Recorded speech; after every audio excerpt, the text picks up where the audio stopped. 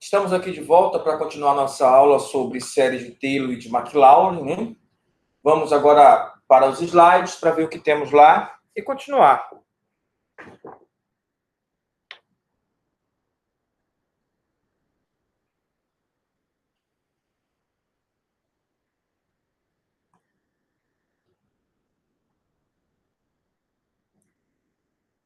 Olha só, então vamos lá. A gente já fez a aula 11, né?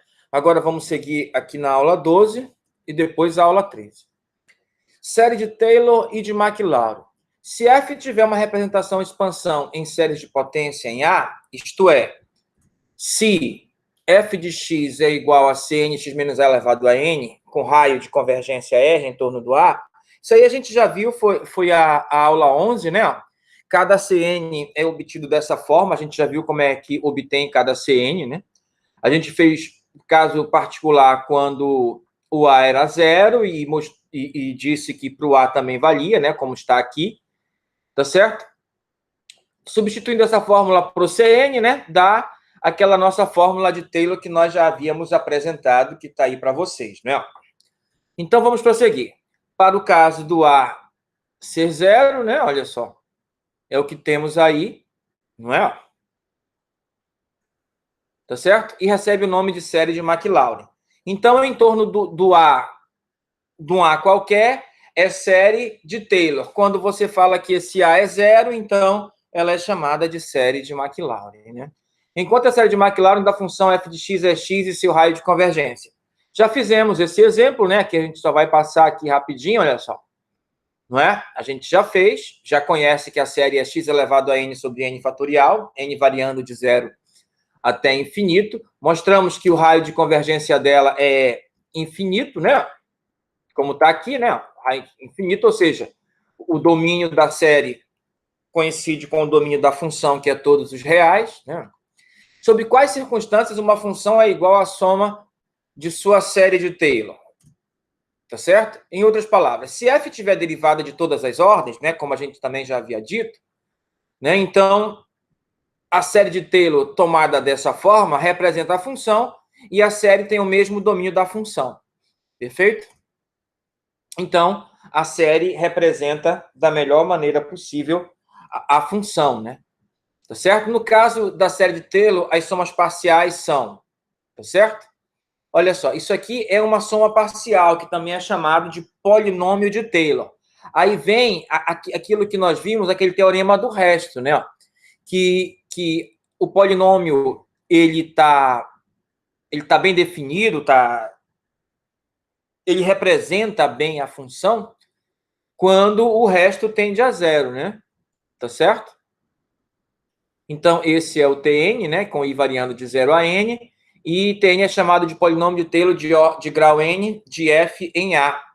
Perfeito? Então, esse é o motivo da nossa aula, dizer quem é o polinômio. Então, o polinômio, na verdade, é uma aproximação da função utilizando uma quantidade finita de termos da série, né? Como está aí na sua tela. Ó.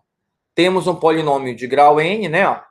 Então, esse Tnx é uma aproximação da função f de x, tá certo? Por uma quantidade finita de parcelas do polinômio de Taylor, né? As parcelas que vão de n mais 1 até o infinito, elas têm que tender a zero para um certo valor psi, né? Como a gente viu na aula passada, entre 0 e A, no caso, né? Entre 0 e A. Perfeito? Ou entre 0 e x, né? Dependendo de como você esteja vendo.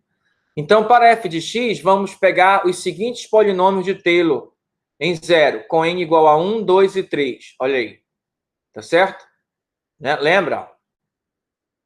Polinômio de grau 1, polinômio de grau 2, polinômio de grau 3. Então, cada polinômio desse tem uma precisão diferente. Na verdade, se você quiser a melhor representação linear de uma certa função, é o polinômio de Taylor de grau 1. Perfeito?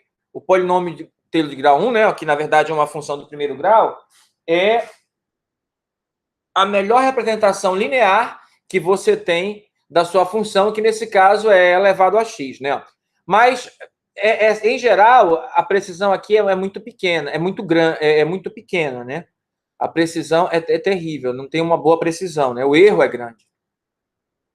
Mas conforme você aumenta o número de parcelas, a sua precisão fica mais refinada e o erro diminui, tá certo? Quanto mais parcelas, menor o erro. Então, olha só, essa linha rosa aqui, ó, é a expressão que representa a função y igual a elevado a x, tá certo? O T1 é a reta, como eu disse, o T1 é a expressão linear que representa, olha só. Tá certo? Veja que, num certo intervalo, essa reta até ela fica bem próxima do gráfico rosa, que é o gráfico da função. Mas se você pegar a parábola de grau 2, a precisão melhora. Se você pegar a parábola de grau 3, o polinômio de grau 3, a precisão fica melhor ainda. Tá certo? E se você pegasse o polinômio de grau 4, você refinaria mais ainda a precisão, como a gente viu na aula, em uma aula anterior, né? A gente viu no GeoGebra como é que ficavam as aproximações. Tá certo? O que a gente viu também na última aula? Né? Que a função é representada pelo polinômio mais o resto, lembra? Onde Tn é um polinômio de Taylor, de grau n, e f em A, de tal forma que o Rn, né? É aquele teorema que nós vimos, tem que tender a zero. Perfeito? Encontre a série de Taylor de f de x igual a e elevado a x. Ó, nós sabemos que todas as derivadas é elevado a x, tá certo? Então, quando eu substituir o a aqui no lugar do x, vai dar e ao quadrado em todas as derivadas, né? Ó, como está escrito aqui, ó. Não importa quem é o n, a derivada aplicada no 2 é ao quadrado para a igual a 2, né? Ó. Aí, então, a série vai ficar assim, né? Ó. Perfeito? Lembra do que nós falamos, que isso aqui é o termo geral, que é a enésima derivada, no zero, que a gente fez no zero no primeiro exemplo. Nesse exemplo é no 2, então mudou. Ó, de 2, em vez de ser x menos 0, agora é x menos 2. Então, essa é a série para e elevado a x em torno do ponto A igual a 2. Tá ok? Né, ó, que é escrita dessa forma. Okay? Também representa a série. Né? Na anterior, quando a gente fez em torno do zero, se você pegar valores próximos do zero para achar a imagem, né, achar a exponencial de valores próximos do zero, a precisão é excelente, né? Mas se você começar a pegar valores maiores, tipo assim, 3, 4, 5, quiser saber quanto é elevado a 4, quanto é elevado a 5, a precisão já cai. Você vai, para melhorar a precisão, você tem que usar uma quantidade de parcelas da série, né? Uma quantidade de parcelas da série muito maior, ou seja, um polinômio de grau maior.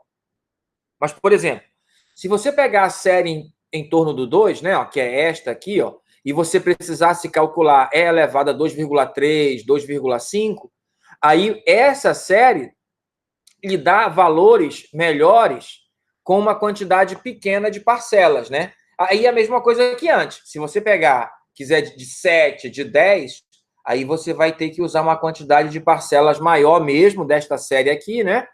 Para ter um valor melhor da exponencial naquele ponto. Tá ok? Então, é isso. E como eu disse antes, a gente usa esse negócio aí, essa série de Taylor de McLaurin, né?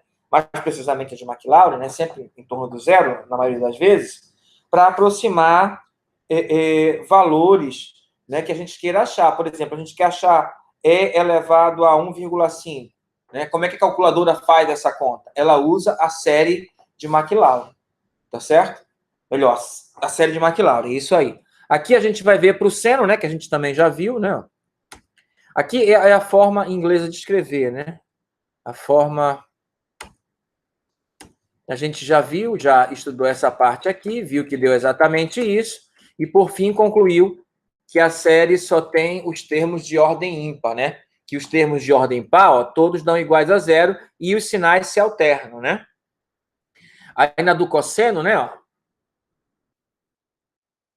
você pode achar a do cosseno pela derivada, olha só, né? Uma boa maneira de achar. Eu pedi na última aula para você fazer como na definição, mas você pode pegar a do seno e achar a do cosseno, né? A derivada do seno. A série do seno é essa. Quando você derivar, aqui vai dar 1, aqui vai dar 2x sobre 3 fatorial, aqui vai dar 5x sobre 4 fatorial. Então, ó, você vai dividir o 5 pelo 5, o 3 por 3, aí vai diminuir uma unidade fatoriais. Aqui vai ficar 2 fatorial, aqui vai ficar 4 fatorial, aqui vai ficar 6 fatorial, de tal maneira que fica desta forma aqui, né? Ó. Simplificando, né? Ó, nós ficamos dessa forma, que é aquela expressão que eu já havia falado para vocês na aula anterior. Tá certo? Bom, encontre a série de Maclaurin para x cosseno x. O que, que você faz? Você pega a série do cosseno e multiplica por x. Quando você multiplicar por x, aqui vai dar x, aqui vai dar x ao cubo, aqui vai dar x à quinta, aqui vai dar x à sétima, de tal maneira que aqui vai ficar 2n mais 1, né? Olha só. Eu vou pegar a série do cosseno e multiplicar por x cada parcela.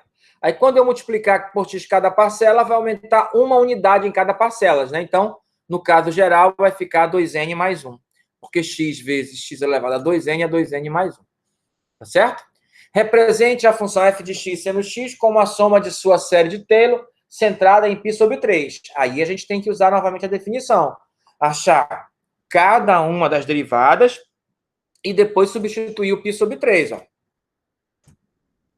Perfeito? Π sobre 3 é 60, seno de 60 é raiz de 3 sobre 2. Olha aí. Derivada, cosseno x, f de π sobre 3. Cosseno de 60 é meio. Perfeito? E assim por diante. Assim você faz, olha só. A derivada segunda, né? Ó. Como antes nós tínhamos o cosseno, a derivada segunda é menos seno. Aí substituindo ficar menos π sobre... Então, menos raiz de 3 sobre 2. Ó. Veja que neste caso, ó, deixa eu voltar aqui. Neste caso, nenhuma das derivadas fica zerada, né? Como acontece no zero. Perfeito? Nenhuma das derivadas fica zerada. Então, os valores que vão aparecer vai ser raiz de 3 sobre 2, ou menos raiz de 3 sobre 2, mais raiz de 3 sobre 2, ou menos meio e mais meio. Tá certo? Como vão aparecer todos os valores? Se você observar, eles aparecem exatamente como a gente fez quando era com o zero. Ó. Nos termos de ordem ímpar, vai ficar raiz de 3 sobre 2 ou menos raiz de 3 sobre 2. Melhor, desculpe. Nos termos de ordem ímpar, vai ficar meio ou menos meio. Nos termos de ordem par, vai ficar raiz de 3 sobre 2 ou menos raiz de 3 sobre 2, né? Ó. Ordem par, ó, menos raiz de 3 sobre 2. Ordem ímpar, menos meio. Exatamente como eu havia lhe dito, né? Então, aqui, ó. Neste aqui, né? Como são de ordem par, né? Que aqui seria como se tivesse a derivada de ordem zero. Então, vai ficar raiz de 3 sobre 2. Nesse aqui, mais, menos raiz de 3 sobre 2, né? Nos de ordem ímpar, né? Ó, 1, 3. Aqui deu... Como deu cosseno, deu meio, então aqui vai ficar meio e aqui vai dar menos meio, né? Aí vai ficar assim, né? Olha que interessante. É uma série alternada, né? Se você observar, é alternada, tá certo? Sem contar com essa parte aqui, x menos π sobre 3, que é o x menos a. Sem contar com isso, é uma série alternada, mas de 2 em 2, ó. 2 positivos, 2 negativos. E depois, 2 positivos, 2 negativos. E assim por diante. De tal maneira, ó, que os termos de ordem par, ó, tem raiz de 3 sobre 2, o sinal menos 1 elevado a n, né? Ó, 2n fatorial. Por que 2n fatorial? Porque os termos são de ordem par. Tá certo? Ok? Então, raiz de 3 sobre 2, 2n fatorial, x menos π sobre 3 elevado a 2n. N variando de 0 até infinito. Agora, os termos de ordem ímpar. Também alterna o sinal, né? Menos 1 elevado a n. Só que é meio, né? Ó, 1 sobre 2 aqui, ó, 1 sobre 2, 2n mais 1, porque o expoente é ímpar. X menos π sobre 3 elevado a 2n mais 1. Tá certo? N também variando de 0 a infinito, né? Ó. Como aqui só estão os pares e aqui só estão os ímpares, juntando tudo, eu tenho todos os termos que são possíveis para o seno, né? Em torno do π sobre 3, ou então em torno de 60 graus, né? Tá ok? Então, essa é a série. Ok? Aqui tem uma aproximação, aqui, ó. Isso aqui é uma parábola, então é um polinômio de grau 2, né? E aqui seria o gráfico original do seno. Veja que fica bem próximo aqui, ó, do π sobre 3. Ó. Π sobre 3 é aqui, né? Ó. Veja que nesse pedaço a parábola realmente coincide, né? Ó. Daqui até o zero ela praticamente coincide, né? Ó. Tá ok? Essa parte aqui a gente vai deixar para a próxima aula, tá? mas a gente vai achar também a série de Maclaurin para esse exemplo, mas esse exemplo vai dar origem a uma outra parte do assunto, então a gente vai deixar para a próxima aula.